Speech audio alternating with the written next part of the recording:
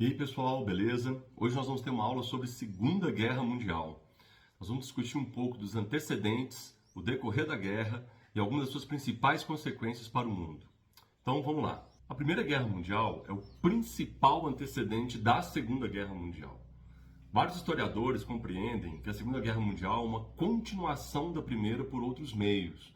Os países se exaurem, terminam a Primeira Guerra, fazem processos de alianças, recorrem novamente ao rearmamento para, enfim, entrar em conflito. O Tratado de Versalhes, nesse sentido, vai ser, então, primordial para a gente compreender esse fenômeno, porque ele pune a Alemanha severamente, fazendo com que o nacionalismo alemão, que estava combalido pós-Primeira Guerra Mundial, voltasse à tona novamente. Dessa maneira, os alemães tinham ódio pelos vencedores da guerra, porque sentiam-se prejudicados pelo Tratado de Versalhes, que fez com que a Alemanha perdesse territórios, pagasse indenizações e fosse assolada por uma crise econômica, além de ter o seu modo de governo alterado para uma república democrática liberal, a qual os alemães não eram lá muito bem acostumados. A crise de 29 também é um dos fatores que contribuem para o início da Segunda Guerra Mundial, porque, afinal de contas, foi a crise de 29 que permitiu a ascensão dos regimes totalitários e foram esses regimes que provocaram a guerra. Hitler na Alemanha, Mussolini na Itália, são eles que começam os conflitos que darão continuidade, então, ao conflito mundial de 1914 a 1918. A Guerra Civil Espanhola é outro fator interessante para nós considerarmos. Nesta guerra, a Alemanha e a União Soviética se enfrentaram indiretamente, fazendo então com que houvesse um laboratório de guerra. Ao final do conflito, a Alemanha descobre que estava preparada para a Segunda Guerra Mundial, ao passo que a União Soviética descobre que precisava de mais tempo. Foi assim que ambos os países assinam um acordo de não agressão, o Ribbentrop-Molotov. Esse acordo determinava, dentre outras coisas, a cooperação comercial entre a Alemanha e a União Soviética, em alguns tópicos que eram necessários, e também um tratado em que eles não se agrediriam em caso de guerra, fazendo com que a Alemanha evitasse duas frentes de batalha, uma no leste e outra no oeste europeu, simultâneas, e fazendo com que a União Soviética ganhasse tempo para se preparar para o iminente conflito entre nazismo e comunismo, uma vez que havia um sentimento anticomunista muito grande por parte dos partidos nazistas, fascistas, ou seja, por parte de Alemanha e Itália. Então, cedo ou tarde, o ódio vociferado contra os comunistas iria, sim, depreender uma guerra europeia e, por isso, também uma guerra mundial. Além desse sentimento anticomunista, no qual os comunistas deveriam ser eliminados por meio da guerra, havia também um sentimento antissemita, que, da mesma forma, deveria eliminar os judeus por meio da guerra e por meio da violência. Então, os estados entram numa lógica armamentista, na qual eles só se sentiriam seguros se eles estivessem armados, preparados para enfrentar ameaças inexistentes, ameaças que existiam apenas na cabeça desses estados neuróticos. O imperialismo também é um antecedente da Segunda Guerra Mundial. O imperialismo pressupunha que a Alemanha deveria aumentar o seu espaço vital, o famoso Lebensraum, e a Alemanha deveria recuperar então os territórios perdidos ao final da Primeira Guerra Mundial. Havia também um desejo japonês de expansão na Ásia, sobretudo para territórios chineses, da mesma maneira a Itália, que reivindicava para si territórios no norte da África, inclusive a Itália starta a guerra ao invadir a Etiópia em 1935. Essas questões de datas, quando começa a guerra, a gente vai discutir um pouco melhor mais adiante.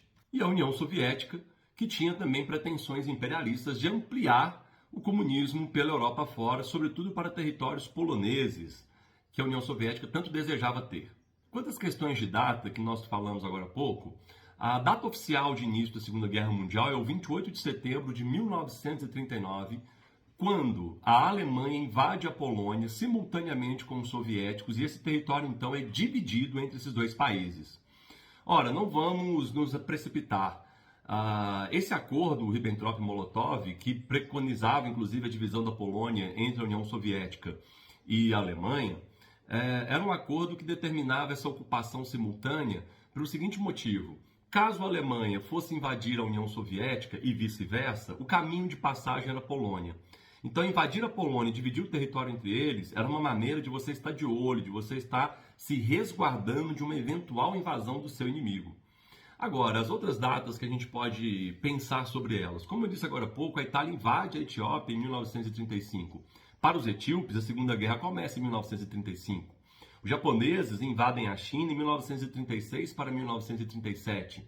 A Alemanha vai anexar a Áustria em 1938, sem dar um tiro sequer. Os austríacos fazem um plebiscito e esse plebiscito determina que a Áustria deveria pertencer novamente à Alemanha. Mais adiante, também em 38, a Alemanha vai anexar a região de Sudetos, uma região que a Alemanha perde os territórios para a formação da Tchecoslováquia. A Alemanha é advertida pela Liga das Nações em não conquistar a Tchecoslováquia, senão haveria guerra. Só que a Alemanha ignora os ultimatos da Liga das Nações e anexa também a Tchecoslováquia, o que faz com que a Alemanha receba mais um ultimato que era para não invadir a Polônia. Só que, como nós já sabemos, a Alemanha, simultaneamente à União Soviética, invadem a Polônia, dividindo o território entre elas. Dessa forma, a Liga das Nações declara guerra à Alemanha, precipitando então o início da Segunda Guerra Mundial na Europa. Mas nós podemos pensar todas essas outras datas que nós citamos aqui agora para a gente refletir quando é que de fato começa a Segunda Guerra Mundial, ou se marcarmos o 28 de setembro de 1939 como uma data eurocêntrica. É importante ressaltar que essa guerra ela passa por duas alianças centrais. De um lado, os aliados, a Inglaterra, os Estados Unidos e mais adiante a União Soviética. A França ela não compõe essa aliança porque a França foi dominada logo no início da guerra pela Alemanha. Do outro lado, nós temos a Alemanha, a Itália e o Japão formando as potências do eixo. Então você tem de um lado aliados, do outro lado o eixo. Como dito agora há pouco, a Alemanha vai invadir a Polônia, juntamente com a União Soviética, no intuito de recuperar aquilo que era o corredor polonês. Uma área polonesa que foi retirada da Alemanha durante o Tratado de Versalhes e que separava a Prússia Oriental, a Alemanha mais industrializada, da sua parte ocidental. Tome cuidado para você não confundir com Guerra Fria. Nós estamos ainda em 1939 e a Guerra Fria é só a partir de 1946. Para a tomada dos territórios poloneses, a Alemanha vai recorrer ao que nós chamamos de Blitzkrieg, ou Guerra Relâmpago, que nada mais nada menos é do que a concentração de recursos em uma única frente de batalha com o intuito de vencer no menor tempo possível, levando em conta que a Segunda Guerra Mundial tinha uma tecnologia muito mais avançada no que diz respeito aos tanques, aos aviões e, enfim, aos insumos de guerra em geral. Em 1940, a Alemanha vai conquistar a Noruega e a Dinamarca, dois países cujos portos interessavam muito a Alemanha e também tinham minério de ferro, essencial para manter a indústria alemã funcionando. Também porque esses dois países eram monarquias historicamente aliadas da Inglaterra e, se unindo à Inglaterra, poderiam então lançar ataques facilmente em território alemão. Então era necessário proteger a retaguarda antes de avançar. Ainda em 1940, a Alemanha vai invadir a Bélgica e os Países Baixos, que era uma exigência do plano alemão de conquista da França, contornar a famosa linha Maginot, que separava a França e a Alemanha. A linha Maginot era uma linha de defesa. Essa linha de defesa ela era anacrônica, ela estava preparada para uma guerra como foi a Primeira Guerra Mundial, ou seja, uma guerra de trincheiras. Só que a Segunda Guerra Mundial ela não cabe às trincheiras, porque a mobilidade das tropas era muito alta, o maquinário era muito mais sofisticado, as trincheiras não seriam pares para tal tecnologia dos anos de 1939. Então a linha Maginot foi rompida com relativa facilidade pelos alemães e também pelos italianos, que invadem a França mais ao sul, ali na divisa com os Montes Alpinos. Rompida a linha Maginot, os nazistas conquistarão a França em 40 dias aproximadamente. Boa parte da França foi ocupada pelos nazistas, com exceção de uma generosa fatia do território ao sul, onde vai ser formado o governo de Vichy, ou o governo de Vichy. Esse governo foi formado a partir do entendimento do vice-primeiro-ministro Marechal Pétain, que foi um herói da Primeira Guerra Mundial. Ele propõe ao Hitler um acordo no qual o sul da França ficaria autônomo, porém colaborando com os nazistas. Essa proposta era interessante para a Alemanha nazista pelo motivo de encerrar rapidamente o conflito, ao invés de estender essa guerra por mais tempo. E por que encerrar rapidamente o conflito? Porque a estratégia alemã era a guerra relâmpago, era Blitzkrieg, ou Blitzkrieg. Dessa maneira também, com os franceses se rendendo e capitulando tão rápido, os ingleses poderiam ser demovidos da sua postura diante da guerra e, quem sabe, assumir uma postura neutra, ou nos melhores dos sonhos de Hitler, quem sabe, contribuir com Hitler na invasão à União Soviética e a derrota do comunismo. Mas isto não acontece.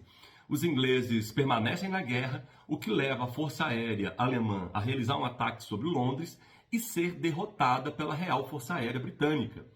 Essa derrota a derrota da Força Aérea Alemã fez com que eles perdessem vários aviões e pilotos, difícil de repor tanto um quanto o outro num tempo muito curto, levando a Alemanha até um atraso na sua invasão à União Soviética. Em 1941, é a vez da Alemanha conquistar importantes países na região balcânica. A Itália, aliada da Alemanha, que sempre buscava tirar vantagem dos conflitos, tenta invadir a Grécia nessa região balcânica. Entretanto, é muito mal sucedida, recorrendo então ao apoio da sua aliada alemã. A Alemanha socorre a Itália, consegue conquistar essa região balcânica. Os ingleses tentam fazer uma resistência junto aos povos balcânicos, o que não foi suficiente. E nesse sentido, em 41, boa parte da Europa já pertencia à Alemanha. Foi quando, em 22 de junho de 1941, a Alemanha decide colocar em prática a Operação Barbarossa, que era a operação de invasão à União Soviética. Os generais de Hitler eram completamente contrários à invasão nesse período, por um motivo muito simples. O inverno russo estava próximo. Além disso, a Alemanha havia perdido muitos recursos na invasão à França, aos Balcãs, nas batalhas contra a Inglaterra, e era necessário a reposição desses recursos antes que a Alemanha abrisse mais uma frente de batalha, dessa vez com o imenso território soviético. Por outro lado, o Hitler acreditava que o elemento surpresa é quem seria a vantagem para os alemães. Afinal de contas, os soviéticos não esperavam um ataque alemão enquanto a Inglaterra permanecesse na guerra. Isto porque a Alemanha não queria enfrentar duas frentes de batalha simultâneas, uma no oeste europeu e outra no leste europeu. Dessa forma, Stalin repousava tranquilo, entendendo que quem o atacaria primeiro seria o Japão, que expandia suas fronteiras na Ásia e tinha interesses em regiões chinesas, dos quais os russos também tinham interesse. Dessa forma, era muito mais provável uma guerra entre Japão e Rússia, Japão e União Soviética, do que uma guerra entre a Alemanha e a União Soviética. Então, o Hitler vai se valer do elemento surpresa e vai, mesmo a contragosto de seus generais, ordenar o ataque à União Soviética. O plano era que a União Soviética fosse conquistada em apenas 3 meses de batalha. Ao dar início ao conflito contra a União Soviética, a Alemanha rompe o Tratado Ribbentrop-Molotov. A ideia era conquistar as principais cidades da União Soviética, sobretudo na Rússia, as cidades de Leningrado, Moscou, também a região do Cáucaso e a Ucrânia, uma região muito fértil, que abasteceria então um exército alemão em guerra. Se de um lado os alemães utilizavam a sua Blitzkrieg como estratégia de guerra, por outro os soviéticos utilizavam a estratégia que deu certo contra Napoleão Bonaparte, a estratégia de terra arrasada. Os soviéticos resistiam o máximo possível no território e quando era iminente a derrota, eles tentavam destruir a maior parte dos recursos daquele território antes de deixá-lo. Dessa forma, quanto mais os alemães avançassem em território soviético, mais distantes eles ficavam de suas linhas de abastecimento e não contavam com os recursos dos inimigos, porque esses eram destruídos pelos soviéticos. Dessa forma, as tropas alemãs passavam por necessidade de medicamentos, munições, mantimentos, remédios, dificultando muito a invasão alemã. Mesmo assim, os alemães conseguem avanços incríveis nos primeiros momentos da guerra, dando a impressão de que a Alemanha venceria a União Soviética e, portanto, venceria a guerra. O intuito alemão era vencer essa guerra o mais rápido possível. Por isso, 85% das forças alemãs foram deslocadas para essa frente de batalha com a finalidade de vencer os soviéticos. Havia mais de 3 milhões de homens por parte da Alemanha para a conquista da União Soviética. Dado o sucesso dos primeiros ataques, Hitler exige a tomada de Moscou em 3 meses, ou seja, até outubro. Os conflitos dão início em junho de 40 e até outubro Hitler queria então a conquista dessa região de Moscou. Só que ele vai ser muito mal sucedido, não consegue tomar Moscou e o atraso na ofensiva faz com que os alemães recuem um pouco e dê tempo do maior aliado dos soviéticos chegar, que é o inverno. O inverno naquele ano antecipou em alguns dias e, além de se antecipar, ele foi um dos mais rígidos em décadas. Os alemães na frente de batalha estavam com o seu uniforme de verão, aquilo que eles tinham para se proteger do frio, das noites frias, era um casaco preto. Ou seja, eles eram um alvo muito fácil na neve branca russa. Todas essas adversidades, o distanciamento das linhas de abastecimento, a resistência soviética e a adversidade própria trazida pelo inverno, esfria, congela, para fazer o trocadilho, o ímpeto alemão na frente de batalha soviética. Simultaneamente a esses ataques da Alemanha na União Soviética, nós vamos ver o início das agressões no Pacífico entre Japão e Estados Unidos. Japão e Estados Unidos tinham uma pretensão imperialista sobre a China. Os Estados Unidos com imperialismo indireto, de domínio econômico, de domínio político, e o Japão querendo fazer mais o imperialismo raiz, conquistar o território chinês e ocupar esse território. Quando os japoneses invadem a China, os Estados Unidos adotam uma postura diplomática de embargar o Japão, de evitar que o Japão acessasse recursos que eram essenciais para sua indústria militar. Dessa forma, o Japão de 37 a 41 fica privado de uma série de recursos, inclusive de bens que os japoneses tinham investido nos Estados Unidos. Quando chega então em 41, o Japão decide revidar e vai atacar a base militar americana no Pacífico de Pearl Harbor. Foi um ataque covarde, porque o Japão não havia feito uma declaração formal de guerra, o que pega essa base militar despreparada e desprevenida, e era um dia que tinha vários civis na base. Morre em torno de 2.000 pessoas nesse bombardeio. Se a opinião pública americana era contrária à entrada dos Estados Unidos na Segunda Guerra Mundial, em pouquíssimo tempo essa opinião pública é a favor dos Estados Unidos entrarem na guerra devido ao bombardeio a Pearl Harbor, e em pouquíssimo tempo o Congresso americano aprova uma declaração de guerra contra o Japão. Só que os americanos esperavam uma vitória rápida e fácil contra os japoneses. Afinal de contas, eles se sentiam a raça superior porque eram brancos e os japoneses a raça inferior porque eram denominados de amarelos.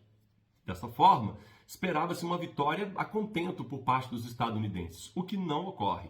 Os primeiros 6 meses de guerra foram bem difíceis para os Estados Unidos e eles foram derrotados em diversas batalhas para o Japão. Enquanto os Estados Unidos entram na guerra contra o Japão, batalhas decisivas aconteciam na frente com a União Soviética. É a Batalha de Stalingrado, na qual os alemães começam esse ataque em julho de 42 e vão ser derrotados pelos soviéticos em janeiro de 43, tendo que se render logo no início de fevereiro. Foi a primeira grande derrota alemã, perda de territórios, rendição de homens, sequestro de armamentos, de tecnologia alemã, e marca, assim, o início do fim da guerra para a Alemanha. Porque a Alemanha, como eu havia dito, tinha colocado 85% das suas forças no fronte soviético. Sendo derrotado, então, a Alemanha perde significativamente parte dessas forças no fronte soviético. Então, a batalha em Stalingrado, ela é decisiva. É necessário fazer aqui um parênteses. No ano de 42, a União Soviética ela havia acordado com seus aliados, Estados Unidos e Inglaterra, que eles dessem início ao dia D, sim, a retomada da França pelas praias da Normandia. Isto para desafogar a frente soviética contra os nazistas, obrigando os nazistas a mover tropas para o Ocidente. Mas isso não ocorre. Os aliados adiam a realização do dia D. Isto para que nazismo e comunismo se enfrentassem e se enfraquecessem cada vez mais. Em 43 é feito um novo acordo para que os aliados abrissem então essa frente de batalha. Mais uma vez, o acordo não é cumprido. Estados Unidos e Inglaterra não abrem essa frente de batalha com a mesma perspectiva, deixar que nazistas e comunistas continuassem se enfrentando a fim de ficarem enfraquecidos. Somente depois da Batalha de Stalingrado e do revés que a União Soviética impõe sobre a Alemanha, é que nós vamos ver a Inglaterra e os Estados Unidos agindo para retomar a França, porque cada território que a União Soviética libertava do domínio nazista tornava-se automaticamente e compulsoriamente num território comunista, fazendo com que os territórios da URSS crescessem cada vez mais. É assim, então, que Estados Unidos e Inglaterra decidem expandir a sua conquista na Europa a fim de conquistar o espaço das democracias liberais capitalistas. Outra batalha muito relevante que ocorre na União Soviética é a Batalha de Kursk. Essa batalha foram utilizados mais de 6.000 tanques de ambos os lados, sendo que os alemães foram derrotados e perderam a maioria desses tanques, enfraquecendo de vez a máquina de guerra alemã, tornando impossível a manutenção do exército alemão na guerra. Bom, enquanto ocorrem os conflitos na Ásia entre Estados Unidos e Japão, na Europa entre União Soviética e Alemanha, ocorrem também conflitos em território africano. Veja, a África era a alma do conflito europeu, por um motivo muito simples. Era de lá que saía a matéria-prima que abastecia as indústrias europeias. Então, conquistar territórios na África, tomar colônias do seu inimigo, era, ao mesmo tempo, abastecer a sua indústria e desabastecer o inimigo. No primeiro momento, o continente africano não quis participar do conflito, afinal de contas era um conflito europeu. Mas não houve como. Eles foram arrastados para o centro do conflito, uma vez que os territórios eram territórios colonizados pelas potências europeias.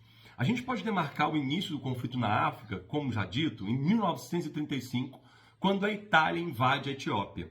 Neste momento, a Liga das Nações assiste de braços cruzados numa política de apaziguamento que procura pacificar o desejo dos tiranos, permitindo com que eles cumprissem parte de suas metas e ambições. E uma dessas ambições de Mussolini era conquistar a Etiópia africana. E não fizeram nada. A Liga das Nações não fez absolutamente nada para impedir esse ataque.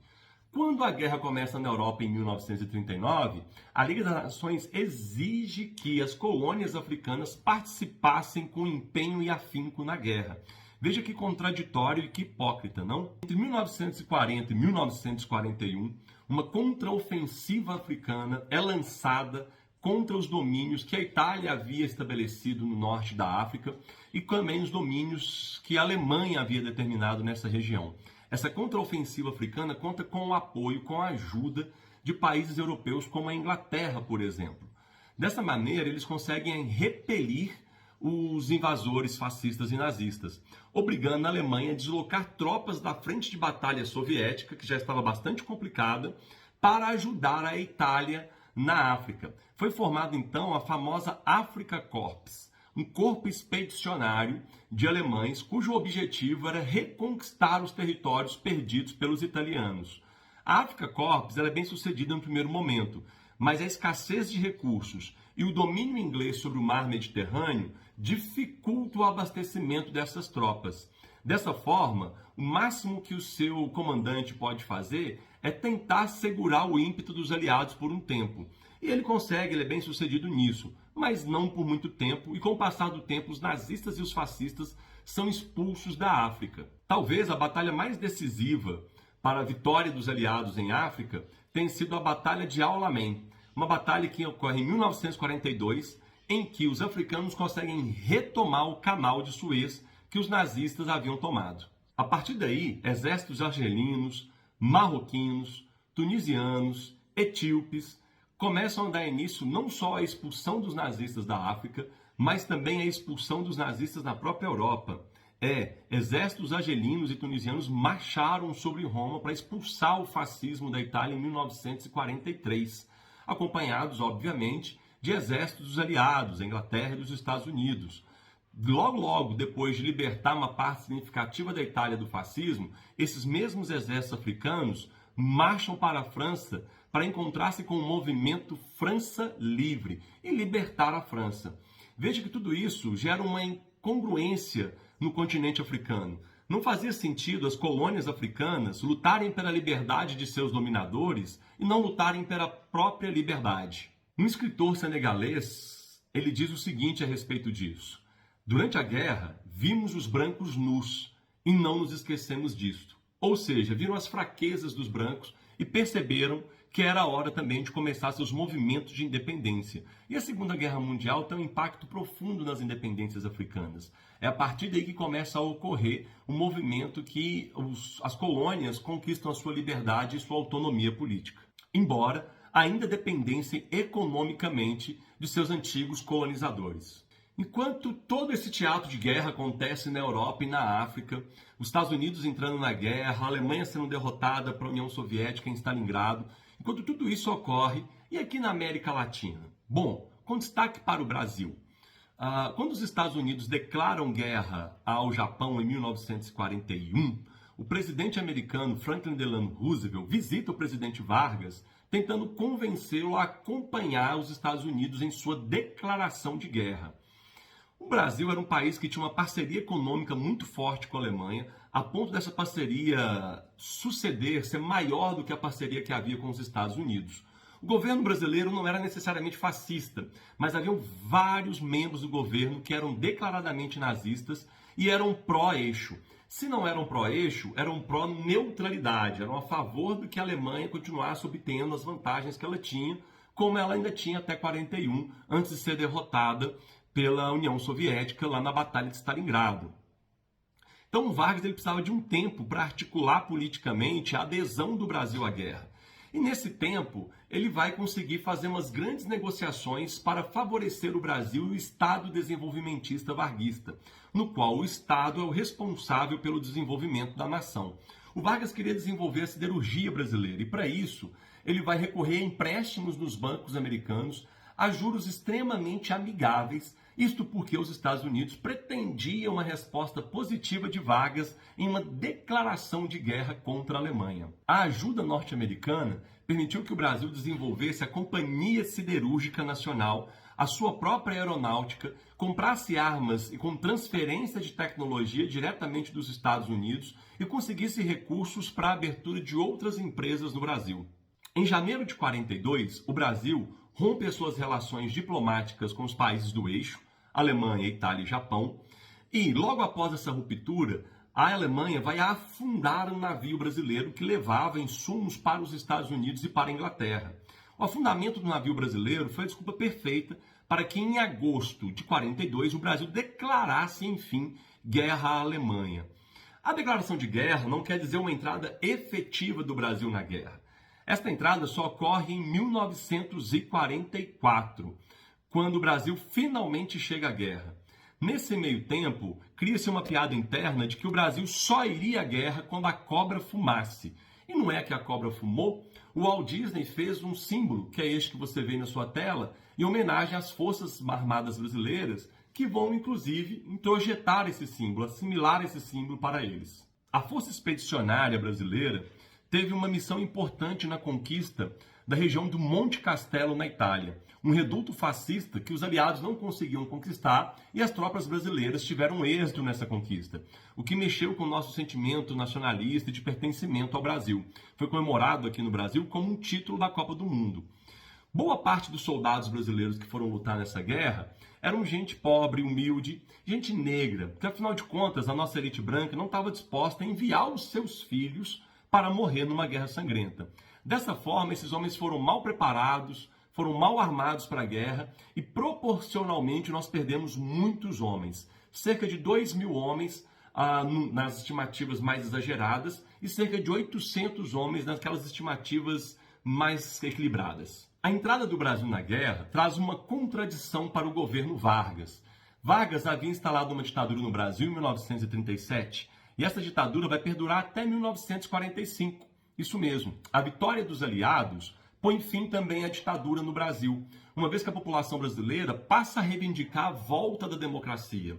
Os próprios apoiadores de Vargas estavam de olho em uma redemocratização com o intuito de lançarem suas próprias candidaturas e saírem ao poder, como foi o caso do general Dutra, que dá um golpe de Estado, tirando Vargas do poder, ameaçando prendê-lo caso ele não renunciasse, e depois lança sua própria candidatura, esta com apoio de Vargas. É isso mesmo que você ouviu.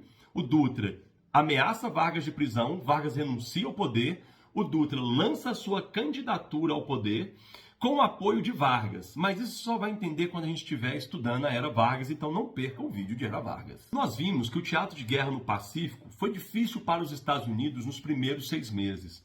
Só em 1942, em junho de 1942 mais precisamente, é que os Estados Unidos vão ter uma vitória importante contra os japoneses, que é a Batalha de Midway.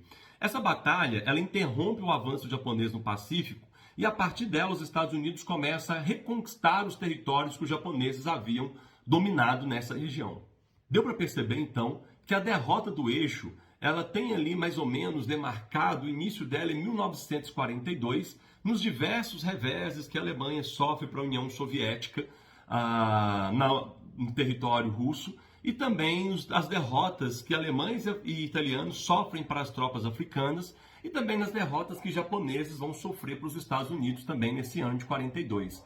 A partir daí, é morro abaixo, né? Os aliados vão impondo vitória sobre vitória contra as tropas do eixo, de maneira que elas vão perder a guerra e a guerra será encerrada em breve. Em julho de 43, por exemplo, a Itália é invadida, Mussolini é deposto e em 1945 ele vai ser fuzilado por tropas antifascistas e ter o seu corpo pendurado em frente ao metrô de Roma.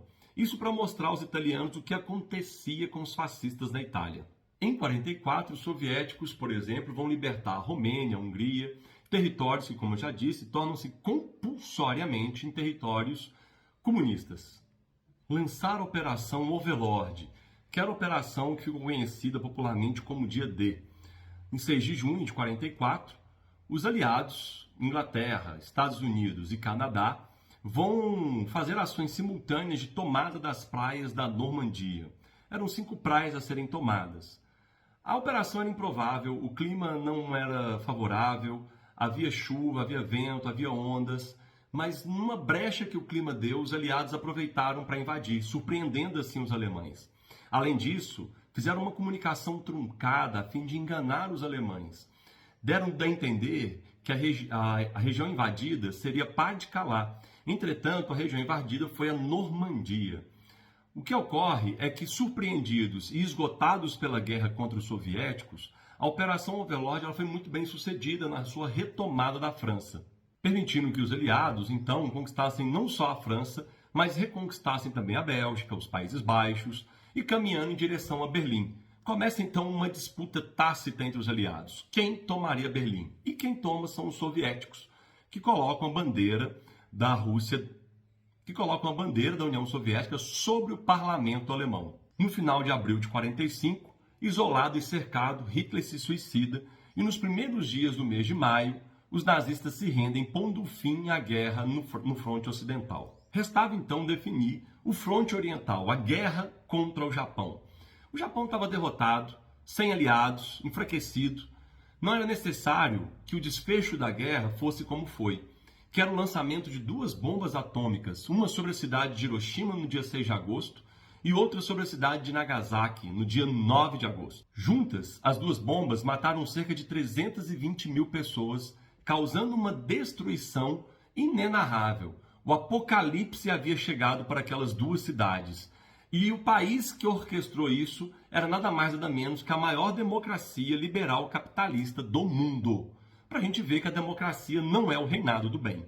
Mas por que jogar a bomba atômica sobre o Japão? Além do óbvio motivo de vingança contra os japoneses, havia também a necessidade de mostrar ao mundo a nova tecnologia americana, mostrar ao mundo, sobretudo ao mundo soviético, de que o exército soviético não era páreo para a tecnologia estadunidense, uma vez que os soviéticos foram, na verdade, os grandes vencedores da guerra.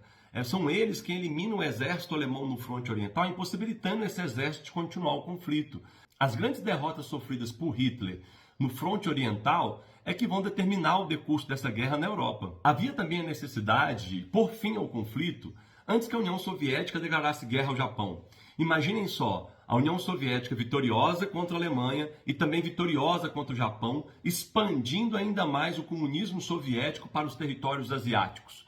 Então era necessário pôr fim a esse expansionismo soviético, pôr fim a esse moral soviético elevadíssimo e explodindo essas 2 bombas e marcando um importante ponto geopolítico para os aliados. Mas isso às custas de pessoas inocentes no Japão, de pessoas que não tinham nada a ver com o conflito e, pelo contrário, só sofriam com ele. Outro argumento alegado para jogar as bombas é que não valia a pena a perda de mais vidas de soldados americanos para uma rendição do Japão, uma vez que o Japão não topava se render, ainda mais de maneira incondicional, como queriam os Estados Unidos. Ainda assim, nós podemos pensar, se a primeira bomba era necessária de ser jogada, a segunda precisava mesmo de ser lançada? Não era melhor esperar a União Soviética chegar ao conflito, pressionar o Japão ainda mais, fazendo com que ele se rendesse? Ou seja, era necessário mesmo jogar essas 2 bombas sobre o Japão?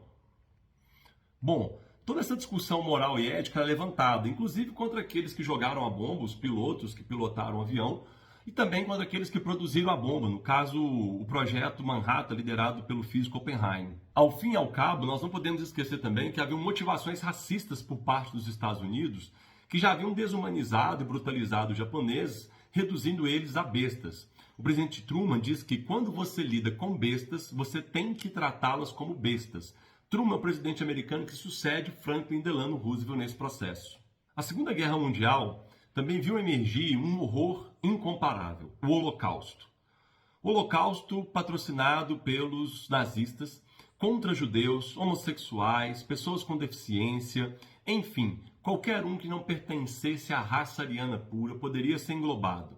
Mas discute-se muito sobre os judeus, porque ao final desse processo, eles assumem a narrativa dessa história e passam a contar essa história. Daí ser tão divulgado o que acontece contra os judeus, embora houvesse também uma maior incidência do ódio nazista sobre eles. O Holocausto, ou Shoah, como conhecido pelos judeus, começava na segregação. Formava-se os guetos, onde eram grandes estoques de judeus, onde as pessoas ficavam condicionadas, 3, 4 famílias em uma única casa ou apartamento, e nesses guetos as pessoas eram amontoadas aos montes para serem transportadas para os campos de trabalho forçado ou para os campos de extermínio. Elas eram obrigadas a usar identificações. Então, nos guetos, as pessoas tinham que usar a famosa estrela Davi, esse símbolo que aparece aí na sua tela. A estrela de Davi era um símbolo judeu que ajudava a identificar, então, aqueles que eram e não eram ligados ao judaísmo. Negar usar essa estrela poderia render um prejuízo ainda maior para as pessoas. Então, era preferível, como forma de resistência e de sobrevivência, submeter-se ao uso dessa estrela, dessa identificação. O Holocausto, ele tinha uma lógica industrial. Ou seja, você tinha estoque, você tinha transporte, você tinha produção e você tinha lucro. Lucrava-se até com os dentes das pessoas após a morte, tirando aqueles que eram de ouro, os amálgamas e etc. O Holocausto atingiu por igual adultos e crianças. Tanto as crianças quanto os adultos vão sofrer no Holocausto. Além disso, as pessoas eram despersonalizadas, transportadas em trens de carga, perdiam seus nomes e ganhavam números, eram separados de sua família, perdiam seus bens, perdiam suas posses e até a roupa do próprio corpo, uma vez que elas recebiam o famigerado uniforme listrado de azul e branco, que ficou apelidado de pijama listrado. O objetivo disso tudo era um só, a solução final, o extermínio do povo judeu e dos demais que eu acabei de mencionar, pessoas com deficiência física, pessoas negras, pessoas LGBT, pessoas eslavas, ciganos. Todos esses eram perseguidos igualmente pelo regime nazista. Eles eram enviados para campos de trabalho forçado, onde a estimativa de vida era de mais ou menos 5 anos, ou já eram enviados diretamente para os campos de extermínio, onde era aplicada o eufemismo solução final, que é chamado, então, de solução final para esconder o que era a realidade, que era um genocídio. Eram termos eufêmicos para dar nome àquilo que os nazistas faziam. No primeiro momento, matava-se as pessoas em furgões, no qual se colocava ali 15, 16 pessoas dentro desses automóveis, ligavam uma mangueira ao escapamento e outra na janela, deixando entrar, então, esse gás carbono que asfixiava as pessoas. Posteriormente, essa câmara de gás dentro de um carro, ela vai ser mais sofisticada, ela vai ser modernizada, digamos assim. Você tinha, então, chuveiros dentro de depósitos que as pessoas eram levadas como se fossem tomar banhos. É claro que as pessoas sabiam que não iam tomar banho, que elas iam ser assassinadas. E aí saiu o gás tóxico de dentro desses orifícios do chuveiro, de maneira que as pessoas morriam asfixiadas também, aos montes. Essa imagem que você tem é de uma parede no campo de concentração em Auschwitz, toda arranhada pelo desespero, as pessoas arranhando a parede ali, desesperada, tentando fugir daquela situação. Quando os nazistas se viram cercados, sobretudo pelos soviéticos, a leste, libertando os campos da Polônia, eles tentaram destruir as provas de que o Holocausto existia. Entretanto, isso não foi possível. O exército soviético revelou inúmeras covas rasas com um corpo de muita gente, revelou também uma série de câmaras de gás e revelou também os experimentos que eram feitos com crianças, homens e mulheres, adultos, nos campos de concentração. Experimentos que vão marcar a trajetória do Dr. Mengele, o conhecido anjo da morte, que foge para a Argentina para fugir do julgamento de Nuremberg E depois, quando capturado um de seus compatriotas na Argentina, o Eichmann, ele foge para o Brasil e vai morrer aqui no Brasil aos quase 80 anos de idade, enquanto nadava. Então, pessoal, isso que nós temos hoje para conversar sobre a Segunda Guerra Mundial. Espero que vocês tenham gostado. Um abraço e até mais.